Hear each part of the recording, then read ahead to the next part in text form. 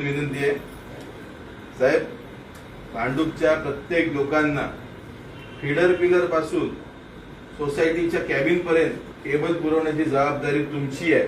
तुमच्याकडे केबल उपलब्ध नाहीये अवेलेबल करून द्यावी अशी आमची विनंती. आता तुमच्याकडनं आमच्या या विषयाबद्दल काय उपाययोजना होईल की ऑन कॅमेरा तुम्ही आम्हाला सांगावी.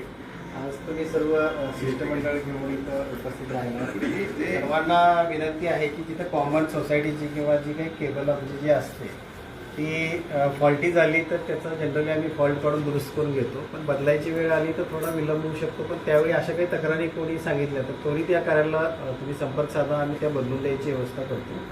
आणि वीज सेवेमध्ये काही सेवेमध्ये त्रुटी असेल तर त्याचाही किंवा आमच्या ह्याच्याकडून काही त्रुटी होत असतील तर त्या तुम्ही ताबडतोब या कार्यालयाशी संपर्क करा, त्याचं आम्ही निराकरण करतो. जाता जाता ही विनंती करतो की बाबा आपलं ग्राहकांनी वीज बिल आहे ते वेळेत भरून सहकार्य करावं आणि विद्युत सुरक्षेची सुद्धा काळजी घ्यावी जेणेकरून कोणताही अपघात होणार नाही. आणि यामध्ये महावितरण आपल्याला नेहमी सहकार्य करत राहील. कोणतीही तक्रार असेल तर कधी या कार्यालयास आमच्या टोल फ्री नंबरवरती तक्रार तुम्ही दाखल करा. त्याची दखल घेऊन वेळेमध्ये ती तक्रार आम्ही दुरुस्त करू. साहेबांनी सांगितल्याप्रमाणे महत्वाचा मुद्दा आम्हाला एवढाच पडतो,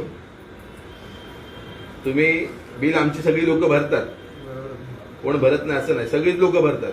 उलट तुम्ही 2 महिन्याचे डिपॉझिट पण पहिले पैसे घेतलेले आहेत, त्याचा तर निषेधच आहे आम्हाला. पण तुम्ही आता सांगितलंय पुढच्या महिन्यात कोणी बिल नका भरू, बघू कट होतं का. पुढच्या महिन्यात जर बिल भरलं नाही तर कट करणार आहेत, बघू. शिक्षक आम्ही बघू ना, आता आम्हाला कळेलच. दुसरी गोष्ट, सरळ आणि सामान्य मुद्दा आहे, सामान्य विषय. प्रत्येकाची केबल जर खराब असेल तर संबंधित महावितरण कार्यालयात संपर्क साधा. तुम्हाला जी केबल पाहिजे ती केबल महावितरणानेच उपलब्ध करून दिली पाहिजे. प्रत्येक ठिकाणी प्रत्येक सोसायटीसाठी 35 आणि 50,000 रुपये जे मागितले जातात ते चुकीचे आहेत.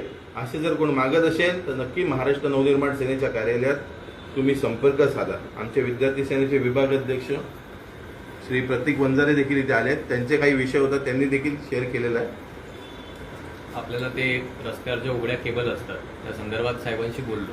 एखाद्या प्रायव्हेट कंपनीची, जिओची म्हणा, एअरटेलची म्हणा, केबलचा काही फॉल्ट झाला तर तो काही तासांमध्येच सॉल्व्ह होऊन जातो आणि लोकांना त्यांच्या सुविधा मिळतात. तशी सुविधा आपल्याला MSEB कडून दिसत नाही.